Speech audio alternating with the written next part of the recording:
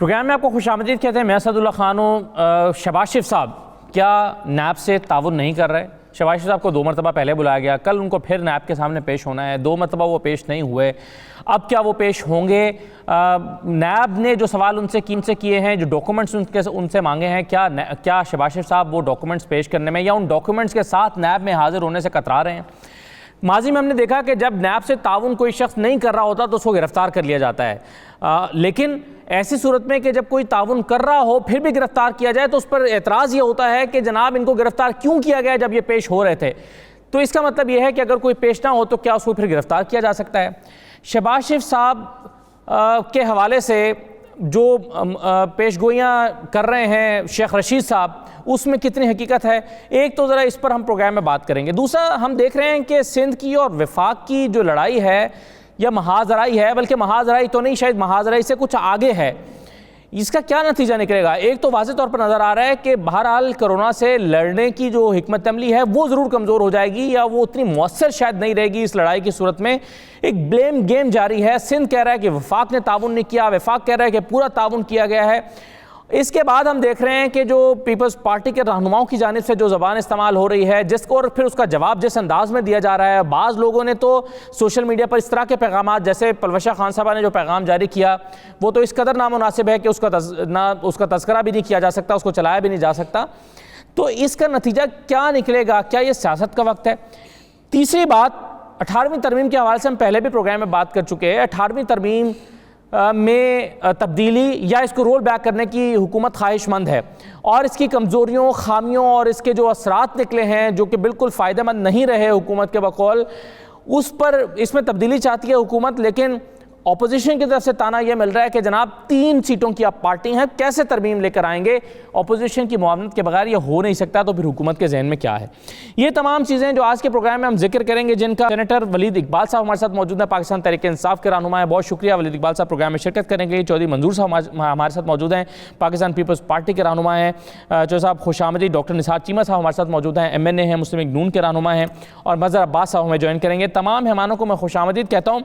सबसे पहले ये जो वफाक और सिंध में लड़ाई का मामला है, ये किसी सूरत भी खुशाइन नहीं है, ख़ास तौर पर ऐसे मामले में, एक ऐसे वक्त में जब मिलकर जो है वो कोरोना का मुकाबला करना है। तो ऐसे में चौधरी मंजूर साहब, ये इतनी तो समझ तमाम, चाहे वो PTI के लीडर्स हों, पीपल्स पार्टी के हों, वो जानते हैं, वो उसको एनालाइज कर सकते हैं कि महाजराई का वक्त नहीं है। ये आपके ख्याल में क्यों हो रहा है? ना चाहते हुए हो रहा है, बस हो गया है, मजबूरी में करना पड़ रहा है, या दानिस्ता तौर पर सियासत हो रही है? नहीं, पहले तो आपको ये देखना पड़ेगा कि ये किसने शुरू किया। जब एक बंदा, पार्टी का सरबराह, पहले दिन प्रेस कॉन्फ्रेंस करता है और 4 सवालों के जवाब के अंदर वो कहता है कि मैं बिल्कुल प्राइम मिनिस्टर पे तनकीद नहीं करूंगा, आप जो मर्जी, पहले एक सवाल, दूसरा, तीसरा, चौथा, चारों के जवाब में वो ये कहता है। वो कहता है ये वो इस वक्त लड़ाई का टाइम नहीं है, इस वक्त कोरोना के खिलाफ मिलकर लड़ने का वक्त है। आप आगे बढ़ें, आप इस मुल्क के वजीर आजम हैं और आप इस मुल्क के वजीर सेहत भी हैं। अब जवाब में क्या होता है कि एक पहले मिनिस्टर बदतमीजी शुरू करता है, फिर दूसरा शुरू करता है, फिर तीसरा शुरू करता है, फिर गवर्नर शुरू करता है, फिर इनके वज़रा जो हैं वो एक के बाद दूसरे, 1 दिन, 2 दिन, हफ्ता, 10 दिन, महीने बाद अल्टीमेटली सब्र का पैमाना लबरेज हो जाता है। आप कितना अवॉइड करेंगे? आप एक तरफ से अवॉइड करते जाएं, दूसरी तरफ से बदतमीजियों, और फिर मसला ये है कि इनको सवाए बदतमीजी की और कोई बात नहीं आती। ये चंद लोग हैं, वलीद इकबाल साहब शायद अपने एक बड़े बाप के बेटे हैं, एक बड़े दादा के पोते हैं, इस तरह से आप, मुझे तो शिबली पे भी था कि वो बिल्कुल एक बड़े बाप का बेटा है, बड़े बाप का बेटा ही रहेगा। लेकिन उनकी जिस किस्म की स्टेटमेंट्स कल से आना शुरू हुई हैं, फिर वहाँ उससे भी पता चलना शुरू हो गया। अब सवाल ये है कि ये मौका नहीं था कि आप 18वीं तरमीम को छेड़ें। हम पहले कह रहे थे कि कुछ नहीं होगा, इस मुल्क के अंदर वबा नहीं आएगी, गर्मी से ये मर जाएगा। भाई गर्मी से नहीं मरा वो। फिर आपने कहा कि नहीं, हमारी इम्यूनिटी बड़ी ठीक है। सारी चीजें, परसेप्शंस गलत हुई। अब हालत क्या है, जरा कोरोना को देखना होगा। और फिर मैं वापस 18वीं तरमीम, आपके 2 तारीख को 2500 थे, हर 10 दिनों के बाद डबल हुए। 12 तारीख को वो 5000 हो गए, 22 तारीख को वो 10,000 हो गए। पिछले 6 दिनों से 6000 लोग और 200 से ज्यादा बात है। जो पहला जो यूरोप के अंदर था या अमेरिका के अंदर था, वो यही ट्रेंड था। जो प्रेडिक्शन थी वो एन सच साबित हो रही है। और जो था कि मई के दरमियान में आकर ये स्पाइक लेगा, पीक पे जाएगा, बहुत तेजी से बढ़ेगा, वो बढ़ रहे हैं। आप अटैक कर रहे हैं एक सूबे को, दूसरे सूबे को, चलो सिंध को तो छोड़ देते हैं। ये पंजाब ने लिखा है कि हमारे 128 अरब रुपए आपने देने, वो दें, हमारे पास तो तनख्वाहों के लिए पैसे नहीं। और एक और दो फिगर्स मैं आपके सामने रखता हूं जो अलार्मिंग है। पहली बात यह है कि दुनिया में इतने मरीजों के अंदर इतने डॉक्टर्स और पैरामेडिक्स दुनिया में कहीं इफेक्ट नहीं हुए। इसका मतलब यह है कि आपने उनको, जिनको कहते हैं आप हीरोज है, जंग पे जाएं, उनको मरने के लिए छोड़ा हुआ है। ना असला दे रहे हैं, ना बंदूकें दे रहे हैं, ना गोलियां दे रहे हैं, कह रहे हैं अगले मोर्चों पे जाकर लड़ें। एक लेकिन दूसरी जी, लेकिन सर प्राइम मिनिस्टर का इस पर मौक़िफ़ ये है, प्राइम मिनिस्टर ये कह रहे हैं कि सिंध को पूरा सपोर्ट किया गया है, वहाँ के डॉक्टर्स को किट्स दी गई हैं, टेस्टिंग किट्स दी गई हैं, PPE फराहम की गई है, और बाकी चीज़ें जो सूबे को खुद करनी थी बाख्तियार होने के बाद, वो उन्होंने नहीं। मैं उधर भी आ रहा हूँ, लेकिन एक बात मुझे कहनी है कि KPK के अंदर इस वक्त सबसे ज्यादा शरह अमवात है, 7% है। दूसरे मुल्क के अंदर, पूरे मुल्क के अंदर 2.3% है। और 7% शरह अमवात का मतलब आपको पता है क्या है? इसका मतलब नीचे चीजें ठीक नहीं है, ना टेस्टिंग हो रही है, ना रिपोर्ट्स ठीक है, ना कुछ भी नहीं है। और वहां पे हॉस्पिटल्स जो हैं वो चौक हो चुके हैं। यही कैफियत आप कराची में होने वाली। 30 जो बड़े शहर हैं उसमें से 2 सक्खर और कराची सिंध के हैं, बाकी सारे मुल्क के हैं। पंजाब के अंदर 60% आबादी में आप 2000 टेस्ट कर रहे हैं, कल 1700 टेस्ट किए हैं। क्या ये कोई ऐसा मुकाम है? दूसरी बात, ये इन्होंने कहा कि हमने दिया है जी सिंध को। पहले ये बात मुझे बताएं, जो बाहर से इमदाद आ रही है वो आपने इस्लामाबाद में रखनी है सारी की सारी? उसकी पहले तो डिटेल NDMA को चाहिए कि वो अपनी वेबसाइट पे सारी डाले कि किस मुल्क ने क्या दिया है, और ये फिर वापस डाले कि किस सूबे को क्या दिया। मैं अभी सिर्फ जो कल शहबाज गिल ने कहा उस पे सिर्फ आपको बताऊं कि ये सारा उसने झूठ बोला, उसे माफी मांगनी चाहिए। N95 मास्क 30,000 उसने कहा दिए हैं, ये 16,227 दिए हैं। फेस मास्क उसने कहा 5 लाख दिए हैं, ये चलो 5 लाख दिए हैं। फेस मास्क जो एक बार यूज होता है फिर नहीं होता। ठीक। सर्जिकल मास्क KN95 मास्क उसने कहा 2 लाख दिए हैं, ये 3,970 दिए हैं। ये टेस्टिंग किट्स इन्होंने कहा कि ये 17,992 दिए हैं, 25,000 दिए हैं, वो बाकी की उन्होंने राइट सर। लेकिन इंपॉर्टेंट एक मिनट जरा PCR मशीन्स जो सबसे इंपॉर्टेंट चीज है, उसने कहा 3 दिए, 1 दिए। इसी तरह से जो प्रोटेक्टिव गियर्स हैं 1,50,600 हैं, ग्लव्स 1,50,000 90,000 है, ICU शूज 1,50,000 हैं, ये 6,993 है। मतलब आपको जो आ रहा है दुनिया के अंदर, क्या वो मतलब फेडरेशन का मतलब क्या है? कि आप लोगों से टेस्ट, जो अभी जिसकी बहस इन्होंने छेड़ी है कि हम क्यों दें पैसे, ये किसी के बाप के पैसे हैं। ये आपने लोगों से, उन लोगों से टैक्स लिए हुए हैं। उसका एक फार्मूला है कि जिन लोगों से आप टैक्स लेकर, फेडरेशन क्या है, कलेक्टर है, आप टैक्स लेती हैं, आपने टैक्स लिया, NFC अवार्ड है, फार्मूला बिल्कुल सही है। ये बात बिल्कुल आपने उन सूबों को वापस देना है, बिल्कुल सही। आप नहीं रख सकते उनका, ये सही है, बिल्कुल सही है। अब ये इसका ज़रा जवाब ले लेना वलीद इकबाल साहब। सर ये शहबाज गिल साहब वो कह रहे हैं बिल्कुल आप उन्होंने फिगर कोट कर देंगे, इतने लाख का है तो ये इतने हज़ार था, ये आपने 3 का है तो ये 1 था, तो ये फिगर्स गलत कोट की गई है। ये तमाम चीज़ें मैंने लिया है, ये तमाम चीज़ें वेबसाइट से ली। ओके, अब मुझे ये बताइए कि एक ऐसे वक्त में जब आपकी नेशनल कोऑर्डिनेशन कमेटी मौजूद है, ये सारी चीज़ें बहुत खुश उसलूबी से तय पा सकती हैं, वहाँ पर बैठ कर ये मसाइल हल हो सकते हैं, इसके बावजूद इस कदर लड़ाई के ये जो है वो इस वक्त आवाम जो है एक तरफ कोरोना से लड़ रहे हैं और दूसरी बात पे इस बात पे परेशान है कि हमारे सियासी रहनुमा क्या कर रहे हैं। देखिए जी, एक तो चौधरी साहब ने बहुत सी बातें की हैं, मैं इनमें से बहुत सी बातों से इत्तेफाक नहीं करता। सबसे पहले तो ये कि जी ये जो महाजराई वाला सिलसिला है, मैं हमेशा से जब से सियासत की फील्ड में आया हूँ, और अब मुझे भी 8-9 साल हो गए हैं, मेरा इतना चौधरी साहब जितना तजर्बा तो नहीं है, लेकिन ये महाजराई वाला जो सिलसिला होता है, इसको कभी आप एकतरफा नहीं कह सकते। जिस तरह इन्होंने कहा है, मैं समझता हूँ कि ताली दोनों हाथों से बजती है। और मैं आपको दावत दूंगा कि आप एक पीछे जाएं और निकालें फुटेज और देखें कौन किसने शुरू किया और क्या किसने बात की। ये महाजराई जो है, ये मैं भी नहीं जानता किस तरफ से शुरू हुई है। अच्छा, मेरे हाफ़ज़े में जो बात हुई है ना सर, मेरे हाफ़ज़े में जो बात आ रही है, हो सकता है चौधरी साहब इससे इख्तिलाफ करें, मेरे हाफ़ज़े में ये बात आ रही है कि पहला इंटरव्यू जो है वो बिलावल साहब ने गैर मुल्की इदारे को दिया था, उसके बाद उनकी ट्रोलिंग शुरू हुई थी और वहाँ से काम शुरू हुआ। तो ये अगर मैं जी आपने उसका जवाब दे दिया। चले, मैं तो एक अमूमी बात कर रहा हूँ कि सियासत में महाज आराई हमेशा दो तरफा होती है और ताली दोनों हाथों से बजती है। आप कभी नहीं कह सकते कि यक तरफा है। हर एक की अपनी अपनी तबीयत और हर एक का अपना अपना अंदाज होता है। अब फैसल वाडा साहब एक और तरीके से बात करेंगे, अली जैदी साहब एक और तरीके से बात करेंगे, शहबाज गिल साहब मेरा तरीका और होगा। तो हर एक ने फिर अपने अपने अंदाज से बात की है। मैं आपको जो चौधरी साहब ने एक दो और बातें की हैं, मैं आपको वो बता देता हूं जो मेरे पास डेटा है। और जी मेरे पास वो डेटा जो है वो शिबली फराज साहब ही की प्रेस कॉन्फ्रेंस का है। शहबाज गिल साहब के बयान या उन्होंने क्या आदादो शुमार दिए हैं, मैंने वो प्रेस कॉन्फ्रेंस या वो स्टेटमेंट या अगर उन्होंने ट्वीट किया है तो मैंने वो तो नहीं देखी। लेकिन जो शिबली साहब ने अपनी प्रेस कॉन्फ्रेंस में फिगर्स और फैक्ट्स बताए हैं, और खासकर वफाक की जो जिम्मेदारी है सूबों को और खुसूसन सूबा सिंध पे, उस पे शिबली फराज साहब ने अपनी मायूसी का इजहार किया कि जी सिंध गवर्नमेंट ने और सिंध के नुमाइंदों ने और सिंध के तर्जुमानों ने बिल्कुल लाइल्मी का इजहार किया है या साइलेंट हो जाते हैं वफाक ने जो इमदाद या जो उसकी तरफ वसाइल या इक्विपमेंट वगैरह भेजी है। अब मैं गिनवाता हूँ। सबसे पहले जी एहसास प्रोग्राम के तहत 27 अरब रुपए जो है वो सिंध में डिस्ट्रीब्यूट है। दूसरा, ये जो बिजली के कनेक्शनों पे रिलीफ दी गई है, 45,000 इंडस्ट्रियल कनेक्शन जो है वो सिंध में है।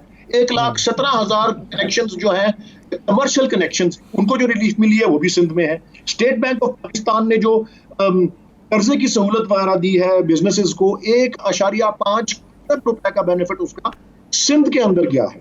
फिर ये फेस मास्क की जो मेरे पास तादाद है, शिबली फराज साहब की प्रेस कॉन्फ्रेंस से 5 लाख फेस मास्क वफाक या वफाकी इदारों की तरफ से सिंध में गए हैं। उसके साथ साथ सर्जिकल मास्क की तादाद 2 लाख। तो कुछ फिगर्स जो हैं वो मैच कर रहे हैं, जो कि जिससे डिसएग्री कर रहे हैं चौधरी साहब। तो surgical mask 2 lakh, N95 mask 30,000, जो टेस्टिंग किट्स हैं वो 8,000, और प्रोटेक्टिव इक्विपमेंट जो है 1.5 लाख, और थर्मल गन्स जो है वो 200। ये कुली तौर पे जो शिबली फराज साहब ने बयान किया है। तो आप ये नहीं कह सकते कि जी वफाक ने सिंध के हवाले से कोई हाथ रोका हुआ है और बाकी सारे सूबों को। देखें, वफाक का रिश्ता सूबों से उस तरह ही होता है जिस तरह आपके ख्याल में फिर ये जो ब्लेम, ये जो बार बार एतराज उठाया जा रहा है सिंध की तरफ से कि जी हमें जो हमारा हिस्सा चाहिए वो आप नहीं कर रहे, तो ये सियासत है फिर आपके ख्याल में? देखें जी, मैं जितनी ज्यादा मेरे पास तफसीलात है, देखें मैं खुद तो वहां पे नहीं फ्रंट लाइंस पे हूँ, ना मैं कैबिनेट में हूँ और ना मैं NCOC की मीटिंग्स में जाता हूँ। बल्कि बाय द वे, आपने वो जो national command and operating centre जो है उसका पिछले वीकेंड पे फहद हुसैन एक नामानिगार हैं, उन्होंने वहाँ की अंदरूनी हाल बयान की थे और वहाँ सारे सूबे आए होते हैं और बकौल उनके, क्योंकि उन्होंने पूरी तफसील से फिर अगले दिन कॉलम लिखा संडे के दिन। तो फहद के मुताबिक वो कह रहे थे कि वहाँ बड़ी खुशगवार और बड़ी कंजीनियल और फ्रेंडली एटमॉस्फेयर के अंदर जो है वो लेदे होती है और वहाँ कोई ऐसी महाजराई नहीं है। सो हो सकता है एक ये, दूसरा कुछ मेरे साथी जो हैं PTI वाले जो कि कैबिनेट में हैं, उनका ये भी कहना है, और मैं इस बात की अपनी जाती तौर पे तस्दीक तो नहीं कर सकता, लेकिन काबीना के लोगों के पास हमेशा ज्यादा इंफॉर्मेशन होती है जी। वो उनका कहना यह है कि जी सिंध की गवर्नमेंट का और सिंध के नुमाइंदों का इशारा है कि वफाक उनको बगैर पूछे कुछ पूछगिछ किए कैश दे दे और आगे वो करें जो वो जाने। देखिए, जो उनके पास है, हमने उनको बिल्कुल आजादी दी हुई है वफाकी हुकूमत। लेकिन ये कुछ वज़रा ने ये भी कहा है कि जी कैश वगैरह कोई नहीं, इस तरह गवर्नमेंट उठा के पकड़ा देगी।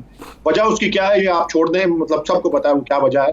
बहरहाल ये एक क्या वजह है इसका इजहार किया जा रहा है। वो ये आप वो वाडा साहब का और वो जैदी साहब के बयान सुन लेना, वो यही कहते हैं ना कि कैश लेके फिर पता नहीं कैश अगला पहुंचता है कि नहीं पहुंचता। गवर्नमेंट के जो समाजी, ये तो आप सीधा कोरोना के मामले में करप्शन का इल्जाम लगा रहे हैं आप वलीद इकबाल साहब। आप कह रहे हैं कि कैश अगर इनको देंगे तो ये खा पी जाएंगे, आवाम तक नहीं पहुंचेगा, जो आप कहना चाह रहे हैं। तो ये तो आप सीधा सीधा करप्शन का इल्जाम लगा रहे हैं, और वो करप्शन भी ऐसी जो भी हुई नहीं है, जो भी होनी है मुस्तकबिल में। आप पहले से एंटिसिपेट कर रहे हैं कि ये करप्शन हो जाएगी। मैं दोहरा रहा हूँ जो कि कुछ वज़रा ने कहा है और मैंने आपको अर्ज किया है कि यकीनन उनके पास कोई इजाफी इंफॉर्मेशन होगी जिसकी बुनियाद पर वो ये कह रहे हैं। चलें, इसका जवाब तो मंजूर। मैं एक बात जरूर अर्ज कर दूं बिल्कुल आखिर में, वो ये है कि हुकूमत का खासकर जहां पे कोई कैश हैंडआउट्स का, कैश डिस्ट्रीब्यूशन का ताल्लुक है, वो अभी जो रिलीफ दी जा रही है कोरोना में, उससे पहले का भी जो एहसास प्रोग्राम की सबसे बड़ी तरजीह वफाकी हुकूमत की यही रही है कि मैक्सिमम ट्रांसपेरेंसी और शफाफियत हो। और सानिया निश्तर साहिबा ने प्राइम मिनिस्टर के दबाव के बावजूद, ये प्राइम मिनिस्टर ने खुद एतराफ किया जब अभी कोरोना नहीं आया था और अभी एहसास की लॉन्च हुई थी, कि सानिया निश्तर साहिबा ने 6 महीने रोके रखा प्राइम मिनिस्टर के प्रेशर के बावजूद कि इसका लॉन्च उस वक्त करेंगे जब इसमें मैक्सिमम शफाफियत आएगी। और बहुत सारे लोगों को निकाला गया, सरकारी मुलाजिमीन शामिल थे, बहुत सारे ऐसे लोग जो डिजर्व नहीं करते वो उसमें शामिल थे, उनको निकाला भी गया। जी हाँ, बिल्कुल सही है। अच्छा, अब मैं अगर डॉक्टर निसार चीमा साहब मुझे इजाज़त दें तो मैं ज़रा मज़हर अब्बास साहब का एक मुख्तसर सा उनका कमेंट ले लूँ।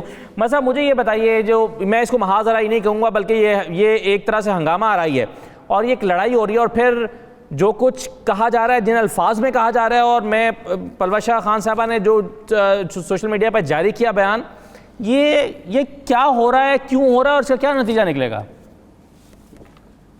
देखिए, महाजराई ये बहुत ही अफसोसनाक है, क्योंकि एक ऐसी मसले पर यह महाजराई बनी है कि जो मसला कौमी इत्तेफाक राय से हल होना चाहिए था, कौमी इत्तेफाक राय पैदा किया जाता। और ज़ाहिर है कौमी इत्तेफाक राय में पहली जिम्मेदारी तो वफाक की ही बनती है, पहली जिम्मेदारी तो वज़ीर आज़म ही की बनती है। अब इन्होंने असद उमर साहब की सरबराही में एक कमांड अथॉरिटी भी बनाई हुई है, लेकिन उसके बावजूद भी वज़ीर आज़म जो है वो अपने बयानात से गर्मी पैदा करते रहते हैं, और उसका जवाब जो है, और उनके वज़रा जो है वो अपने हमलों से उस गर्मी में मज़ीद शिद्दत पैदा करते हैं। तो दूसरी तरफ से फिर जवाब भी सिंध हुकूमत की तरफ से आता है, कभी मुर्तज़ा वहाब की तरफ से आता है, कभी सईद गनी की तरफ से आता है, कभी मौला बख्श कांडियों की तरफ से आता है, तो कभी जो है वो बिलावल भुट्टो खुद आ जाते हैं सामने, कभी मुराद अली शाह आ जाते हैं। बदकिस्मती से इसका सबसे ज़्यादा नुकसान जो है, इतनी जो है आलमी वबा जिसने दुनिया में लाखों लोगों को हलाक कर दिया, लाखों लोग अभी इस बीमारी में मुब्तला हैं, पाकिस्तान में हज़ारों लोग इस बीमारी में मुब्तला हैं, कई सौ लोग जो है वो जहाँ बाग हो चुके हैं। उसके बावजूद भी अगर ये माज़ाराई चलती रही, मेरा ख्याल है ना वफाक के लेवल पे कोई मसला होगा, हल होगा, ना सूबे के लेवल पे, और ये बीमारी अगर बड़ी तेज़ी से फैली तो इसकी जिम्मेदार सूबाई हुकूमत भी होंगी और बिल्कुल सही है इसमें। मगर एक चीज़ मुझे डॉक्टर साहब ये बताइए कि जो चीज़ें पूरी दुनिया एक अपने तरीके से निपटने की कोशिश कर रही है, कहीं कामयाबी उसे मिल रही है, कहीं नहीं मिल रही। पाकिस्तान में भी चैलेंजेस खड़े हैं, कहीं पर कामयाबी मिली होगी हुकूमत को, कहीं नहीं मिली होगी। लेकिन इस बात का तो आप एतराफ़ करें या तारीफ़ करें कि वफाकी हुकूमत ने सिर्फ पंजाब में आप जैसे कि 45 लाख ख़ानदानों को एहसास प्रोग्राम के ज़रिए से अकोमोडेट किया है, 27 लाख ख़ानदान अभी वलीद इकबाल साहब बता रहे हैं कि सिंध में अकोमोडेट किए गए हैं। फिर पंजाब में जो वज़ीर आला पंजाब है उन्होंने अपने इमदाद फंड से 25 लाख ख़ानदानों को मज़ीद, यानी मजमूई तौर पर 70 लाख ख़ानदानों को अकोमोडेट किया गया है। फिर नया प्रोग्राम कल वज़ीर आज़म ने लॉन्च कर दिया बेरोज़गार लोगों के लिए।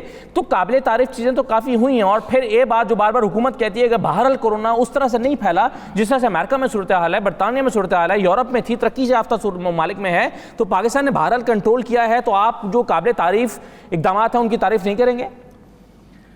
जी असदुल्ला साहब, देखिए बात यह है कि ये अल्लाह का शुक्र है कि वफाकी हुकूमत की सारी नायाली और बाद इंतज़ामी के बावजूद कोरोना की वो सूरत हाल नहीं है जो यूरोप और अमेरिका में है। ये महज अल्लाह के फजल की वजह से, अल्लाह ताला का फजल करम है। इन्होंने कोई कसर नहीं उठा रखी। लेकिन बात ये है कि देखें बात ये है कि देखें, मोहतरम वलीद इकबाल से बात कर रहे हैं। जी नहीं, मैं उनसे गुजारिश करूँगा कि जब भी उन्होंने ये गुफ्तगू फरमाई है तो मैं बिल्कुल खामोशी सुनी है। जी और हमारे दिल में वैसे भी उनका बड़ा एहतराम है। हम तो चाहते हैं कि ये जो है ये इन जैसे लोग, इन जैसी सोच के हामिल लोग जो हैं वो पीटीआई में आगे आएँ और डिसीजन मेकिंग जो है वो फॉर्म वहाँ उनकी से हो। शुक्र आपने ये नहीं कहा कि वलीद इकबाल जैसे सोच के लोग आपकी पार्टी पे आ जाए। नहीं, वो अल्टीमेटली तो उन्होंने इंशाल्लाह नहीं है। लेकिन ये है कि जब तक वहाँ हैं तो मैं समझता हूँ कि उनको फोर फ्रंट पे आना चाहिए। ठीक है। अच्छा, ये उनकी पार्टी के लिए भी, हुकूमत के लिए भी, आवाम के लिए भी, कौम के लिए भी बेहतर है। जी देखें, बात ये है कि ये एक कौमी मसला है, किसी सियासी जमात का नहीं है, इसमें पॉलिटिकल पॉइंट स्कोरिंग नहीं होनी चाहिए। लेकिन ये कि चंद जो बातें हैं, चंद गलतियों और ख़ामियों की निशानदेही इसलिए ज़रूरी होती है ताकि हम आइंदा इस तरह के इससे बच सकें, इन गलतियों से बच सकें, उनसे सबक हासिल करें।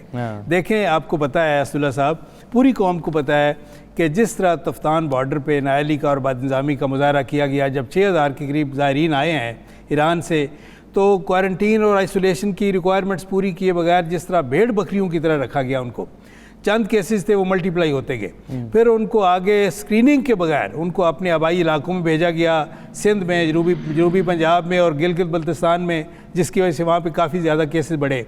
फिर आपको पता है कि जब इटली और स्पेन से हमारे लोग बाई एयर आए शुरू में, तो उस वक्त भी एयरपोर्ट्स पे इफेक्टिव स्क्रीनिंग का कोई इंतज़ाम नहीं था। नतीजा ये हुआ कि जहाँ जहाँ अपने वो इलाकों में गए वहाँ केसेस बढ़े।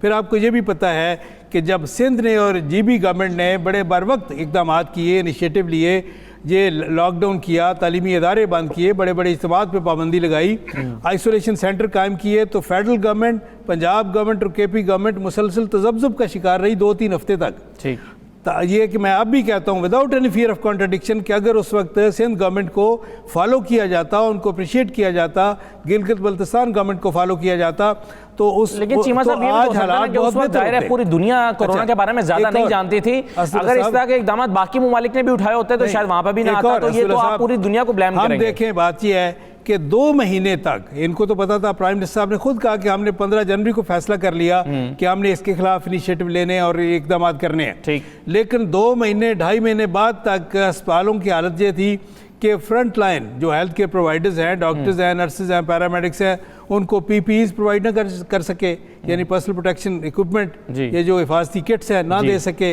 ना अब ये है कि वेंटिलेटर्स का इंतजाम हो सका बर वक्त, ना ये है कि अपनी लैब्स को, लेबॉर्टरीज को अपग्रेड कर सके to the level of bio safety level 3 जिसको कहते हैं। वैसे चीमा साहब आप मुझे बता सकते हैं आपकी हुकूमत कितने वेंटिलेटर छोड़ के गई थी पंजाब में? हमने देखें, बात ये है कि आपको मुकाबला करना हो तो असदुल्ला साहब आप डेंगू के क्राइसिस से मुकाबला कर लें, डेंगू के क्राइसिस से मुकाबला कर लें। जब 2011 में डेंगू का सबसे बड़ा एपिडेमिक जिसने हिट किया पंजाब को, लाहौर में, वो उसका जो केसेस थे आपको पता है कि 24-25 हज़ार कन्फर्म केसेस, 350 डेथ्स हुई। हमें अब तजुर्बा नहीं था, लेकिन जिस तरह मियां शहबाज शरीफ की क़यादत में वार फुटिंग पे काम हुआ, हर वो इदारा असदुल्ला साहब, अभी वार फुटिंग पे काम नहीं हो रहा सर, अभी वार फुटिंग पे काम नहीं हो रहा। कौन सा काम है? मैंने कहा कि 2-2.5 महीने बाद सेंटर्स बना दिए हुकूमत कह रही है हमने यहाँ पर। जो आइसोलेशन सेंटर में जो हालत है, जो जिस तरह लोग एहतजाज कर रहे हैं कि ना सफाई सुथराई का इंतजाम है, ना खाने का इंतजाम है, जिस तरह वो एहतजाज सरापा एहतजाज बने हुए हैं। अच्छा, दूसरी बात जो है, आपने की एक और बात असदुल्ला साहब, बात ये है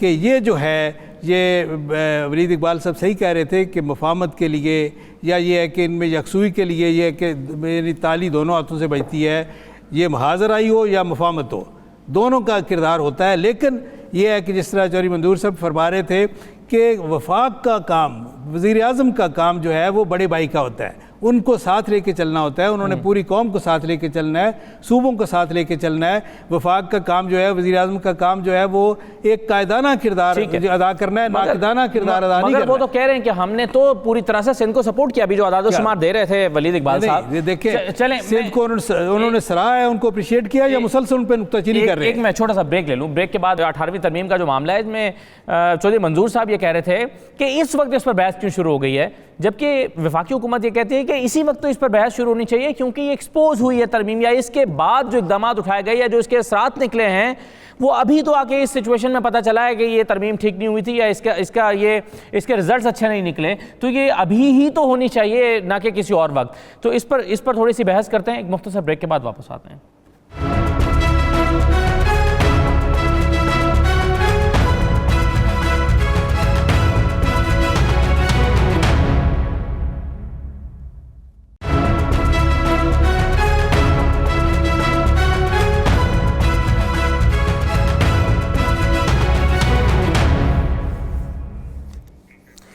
दोबारा आपको खुशामदीद कहते हैं। अभी चौधरी मंजूर साहब, जो आपने कहा कि इस वक्त इस पर बहस क्यों हो रही है 18वीं तरमीम पे, ये मौका नहीं है, लेकिन कल परसों हम अपने प्रोग्राम में बात कर रहे थे, तो इसमें तहरीक इंसाफ हुकूमत का मौक़िफ़ ये था कि अभी तो आके एक्सपोज हुआ है कि पिछले 10 साल में ये तरमीम के नतीजे में जो इक़दाम हुए उसके बाद अच्छा रिजल्ट नहीं निकला। वो कहते हैं कि अगर सेहत के हालात बेहतर हुए होते, अगर तालीम के हालात बेहतर हुए होते, तो हम कहते हैं कि 18वीं तरमीम जिंदाबाद। लेकिन चूंकि अब पता चला है कि सूबों ने कुछ भी नहीं किया, ना अपनी हेल्थ फैसिलिटीज़ को इम्प्रूव किया है, ना वेंटिलेटर्स लिए हैं, ना अपने अस्पतालों को बेहतर किया है, तो पता चल गया कि इस तरमीम के बाद सूबों ने कुछ नहीं किया, इसलिए इस पर नज़रसानी होनी चाहिए। यही तो वक्त है नज़रसानी का। ये मौक़िफ़ है तहरीक इंसाफ का।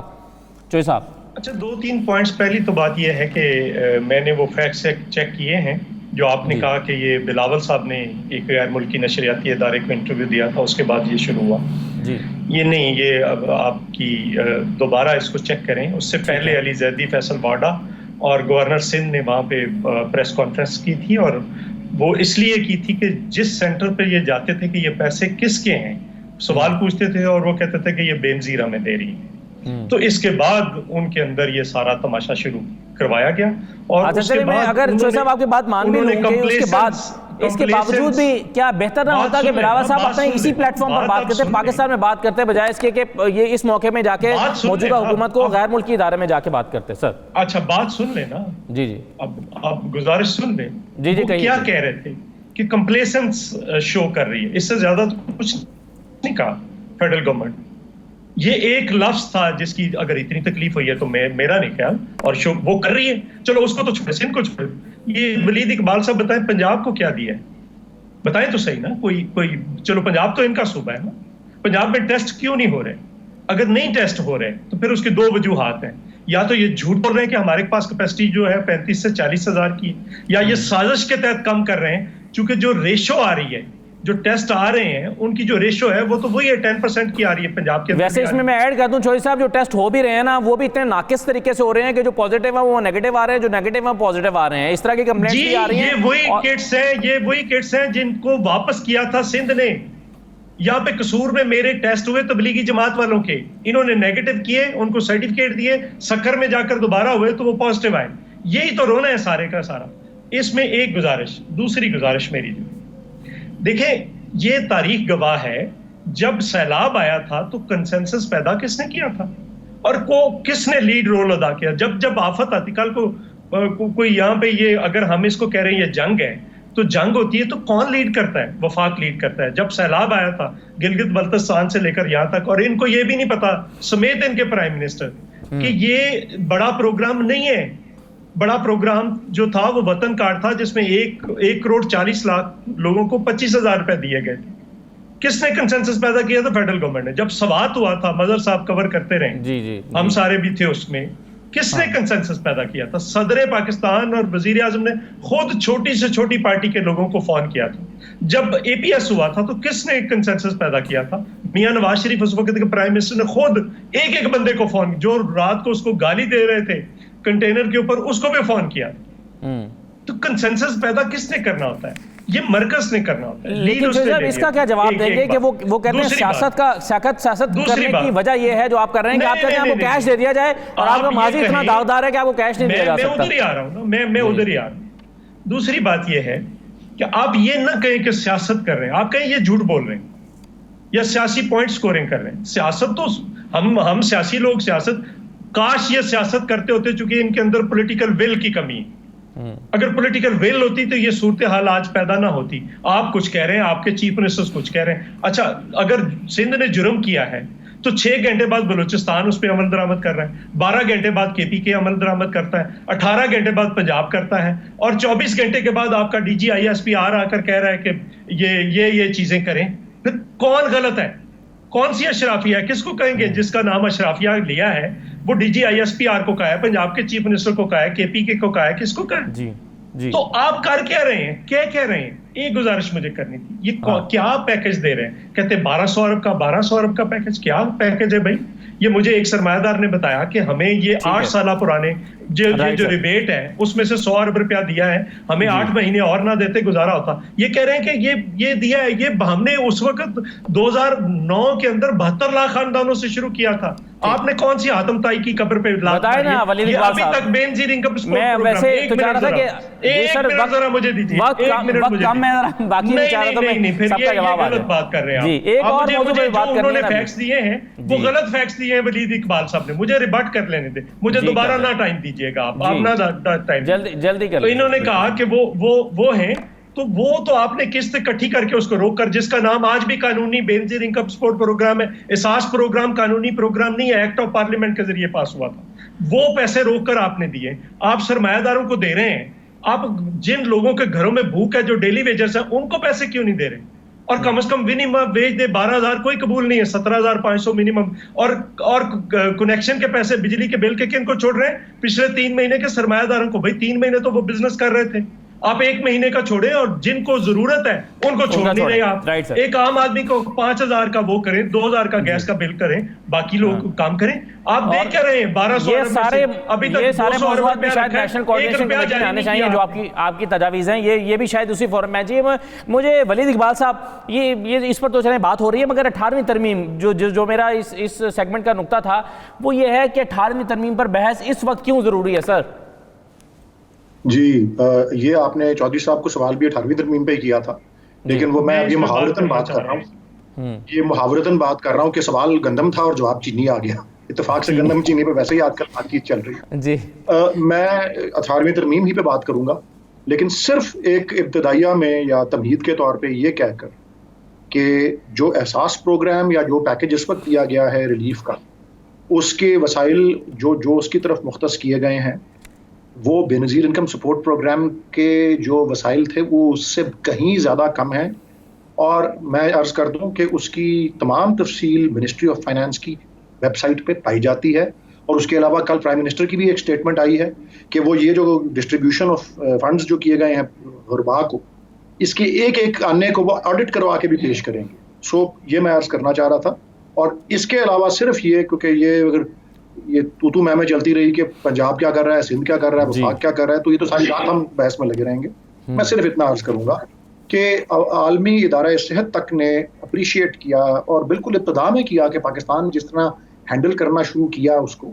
और ये जो डेटा आया, देखें मॉडल्स डेटा पे बनते हैं, डेटा सही हो गलत हो, काफ़ी हो नाकाफ़ी हो, ये और अल्हम्दुलिल्लाह डेटा इस तरह का आता रहा। जैसे जैसे आगे बढ़ता गया ये डेटा ऐसा आता गया जिससे ये नजर आना शुरू हुआ कि जितना कहीं और नुकसान हुआ है यूरोप वगैरह में उतना यहाँ नहीं हो रहा।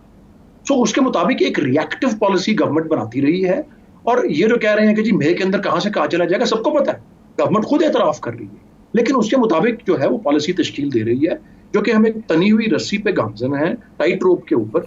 एक तरफ सेविंग लाइव्स है, दूसरी तरफ सेविंग लाइवलीहुड्स है। और ये अशराफिया की बात जो है ये सिर्फ एक एलिटिस्ट या अशराफिया की सोच या माइंडसेट वाली बात है कि जी लॉकडाउन कर दो बगैर सोचे हुए कि जी आप गंदम का जवाब दे दें सर। गंदम का जवाब 18वीं तरमीम जी अब गंदम का जवाब गंदम से ही देता हूँ जी। देखिए जी 18वीं तरमीम जो है वो एक 102 शिकों पे मुश्तमिल है जो कि अप्रैल 2010 में मंजूर हुई।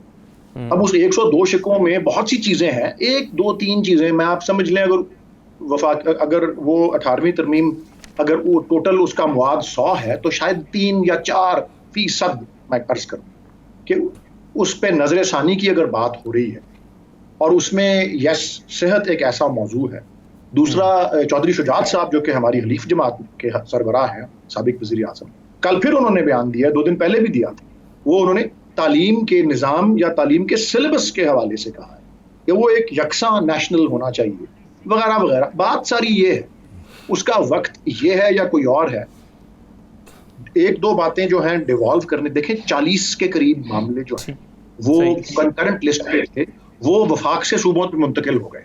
अब उन 40 मामलों में से 3-4 मामले, और शुरू में कुछ मामले ऐसे उस तरमीम के आने के फौरन बाद ही इस बात का लोगों ने यकीन हो गया कि जी वो इस नौयत के ही मामले नहीं थे जिनको सूबों में जाना चाहिए। ठीक 1-2 और मामलों पे गुजरते हुए वक्त या 10 साल के बाद ये सामने आया कि जी इन मामलों की भी नौयत ऐसी है कि सूबों की कैपेसिटी पे इसको नहीं छोड़ा जा सकता, वफाक को एक प्रेडोमिनेंट रोल उस पर रखना चाहिए। तो उस पर नजरसानी की बात हो रही है, उसका एक पूरा प्रोसेस होता है तरमीम को, आइन में तरमीम के करने को, कोई उसमें ऐसी राइट सर, मैं इसमें तो कोई हर्ज नहीं है, अगर बातचीत हो तरमीम पर इत्तफाक राय हो जाए, इसमें तो कोई मसला नहीं है। लेकिन मैं जो चीमा साहब आपके सामने सवाल रखना चाहता हूँ, एक छोटा सा ब्रेक लेके, वो ये है कि इसमें तो कोई हर्ज नहीं है चलें बातचीत हो, लेकिन जैसे शेख रशीद साहब कह रहे हैं कि अगर इस पर डील होने की कोशिश होगी कि 18वीं तरमीम पर हम आपके साथ हैं, लेकिन उसके जवाब में हमें क्या आप देते हैं, हमें कोई नैब से रिलीफ मिलेगा, हमें आ रहे केसेस में कुछ छूट मिलेगी,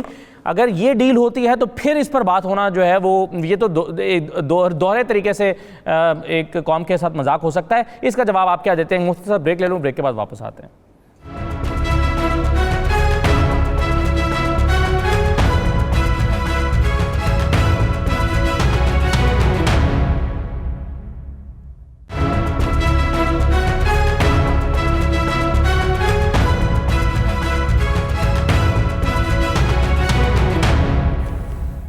दोबारा खुशामदीद। ये चीमा साहब, ये अब मसला ये है कि क्या वाकई इस पर कोई डील हो रही है 18वीं तरमीम के मामले पर? नैब के साथ स्वैप करके शहबाज शरीफ साहब ने कल पेश होना है नैब में 2 मरतबा वो नहीं गए हैं, तो कोई पसे पर्दा कुछ चल रहा है? असदुल्ला साहब, आपने जिस रावी का हवाला दिया है उनसे ज़्यादा भी कोई नाकाबिल एतबार को रावी हो सकता है।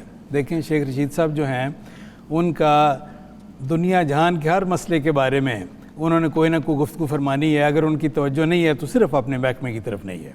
रेलवे में एक नया रिकॉर्ड हादसों का हुआ है, आप कह रहे हैं रावी का पानी आलूदा हो चुका है। और दूसरी बात यह है कि उनका देखें, शेख रशीद साहब के तो 3 काम हैं। जुगतबाजी है, जो हुकूमत वक्त के साथ ज़ाहिर है उन्होंने होना होता है हर हुकूमत के साथ, और उस हुकूमत के अपने उस जो लीडर होता है वो उसकी उन्होंने खुशामद करनी है, और ये है कि अपोजिशन को गालियाँ देनी है, ये उनके काम है। और फिर ये है कि एक बेतुकी सी सियासी पशीन गोइयाँ करनी है। बात यह है कि ये बिल्कुल इसमें कोई कतन कोई सदाकत नहीं है। 18वीं तरमीम के बारे में ये कहूँगा असदुल्ला साहब के कोई 18वीं तरमीम हो, कोई दुनिया जहान का कानून हो, कुछ एक हो, मैन मेड जो है कोई कानून, वो जो है there is always room for improvement. ठीक, Nobody can claim ये perfection। पीपल्स पार्टी से का मौक़िफ़ है कि इस पर ना बात हो सकती है ना, देखिए बात ये है कि अगर कोई समझता है कि इसमें कोई इम्प्रूवमेंट की ज़रूरत है और हो सकती है, तो फिर ये कि उसको वो एक आईनी तरीका तय है, वो लाए तरमीम। और उसमें बात हो रही है वैसे? अगर नहीं, हमारे साथ तो कतन कोई नहीं हो रही, और अगर हुकूमत लाए और उसके साथ दो अक्सरियत है तो वो ज़रूर करे। लेकिन इस वक्त जबकि कौमी यकसूई की ज़रूरत है, कौमी यकजहती की ज़रूरत है, और तमाम सूबों को साथ लेके चलने की ज़रूरत है, इस वक्त 18वीं तरमीम के साथ छेड़छाड़ जो है कौमी यकजहती को नुकसान पहुँचाने के मुतरादिफ है। और इस वक्त ये बेवक्त की रागनी है, और इससे ये है कि बिल्कुल ये कि जिस देखें ज़रूरत इस बात की है कि हम मिलकर कोरोना की वबा से निपटें। लेकिन आप ये कैसे कहते हैं अगर 18वीं तरमीम पे बात होगी तो कोरोना के नतीजे में बड़ा मसाइल पैदा हो जाएंगे? इस वक्त मैं फिर ये कहूँगा